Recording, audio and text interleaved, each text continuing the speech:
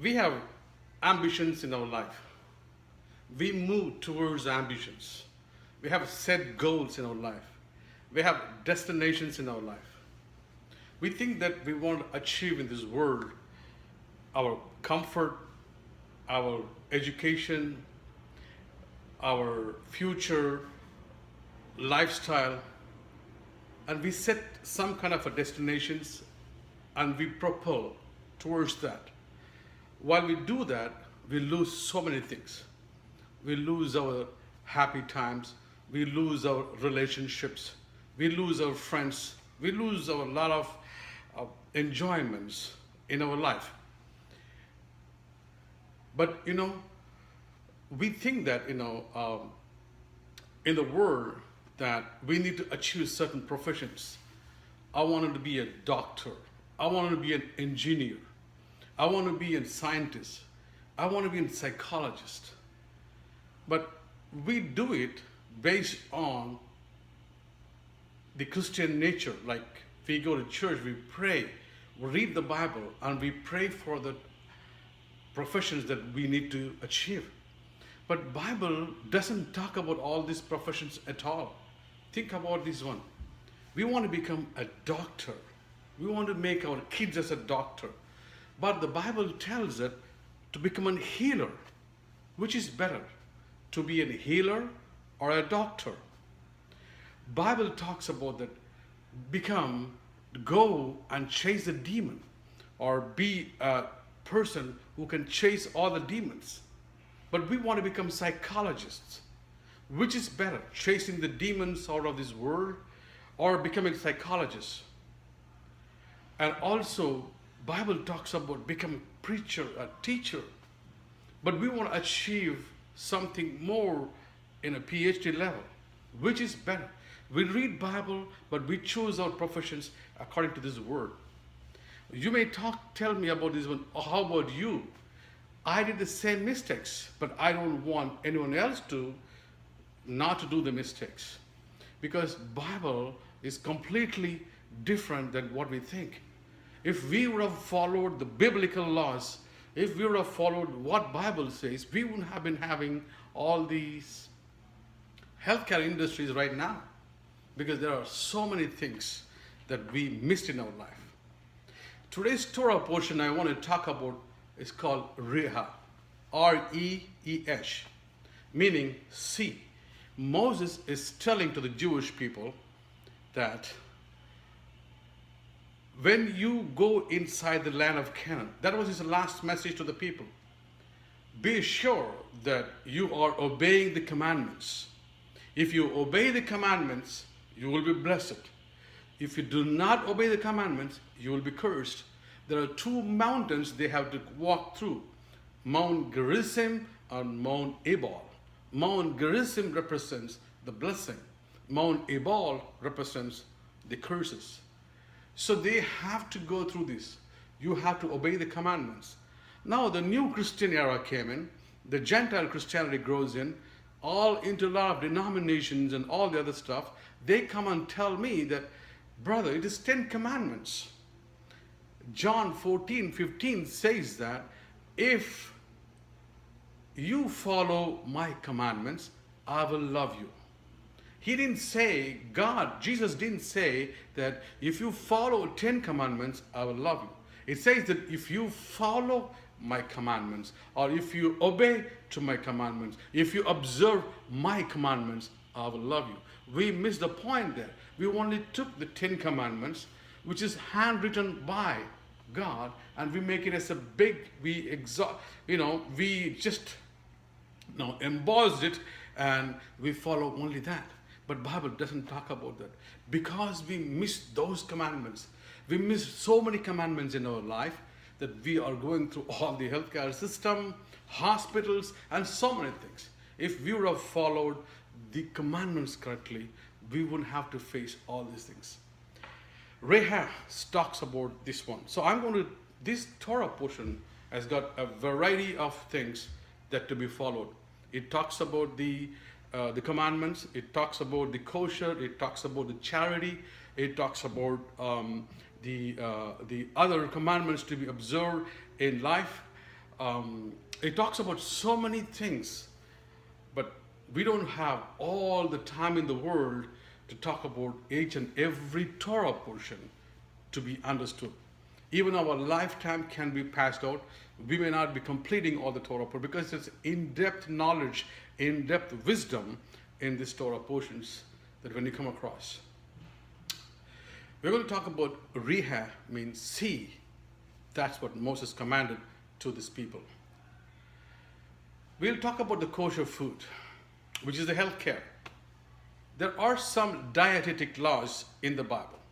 God said certain food to be eaten, certain food you should be eating. But we are doing quite opposite, which is not mentioned in the Bible. What is called a kosher? Fish. If we eat a fish is kosher,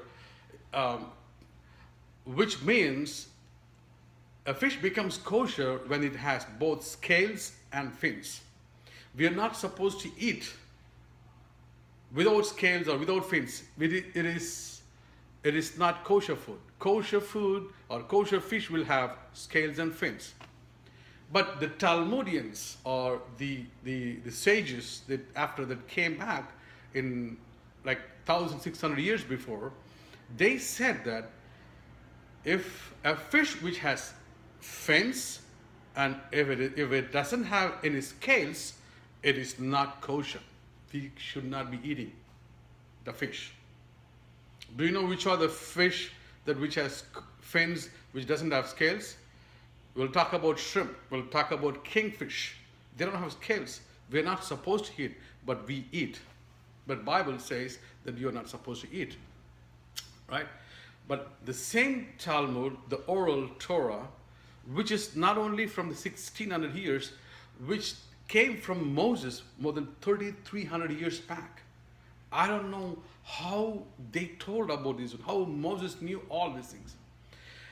The oral Torah says that if a fish has scales and if it doesn't have fin, it is a kosher food.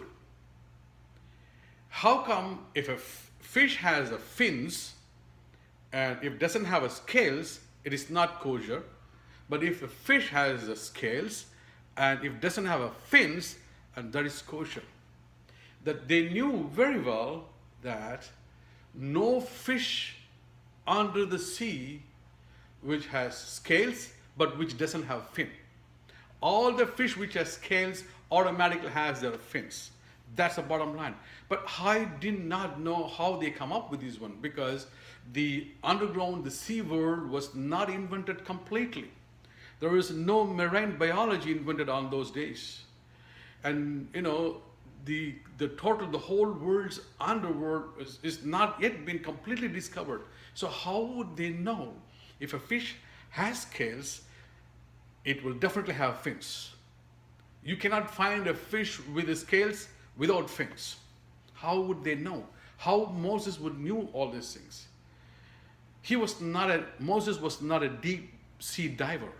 It's a fascinating factor. So what is the fins and the scales functionality? Fins in a fish propel the fish to move forward, to move one place to other place.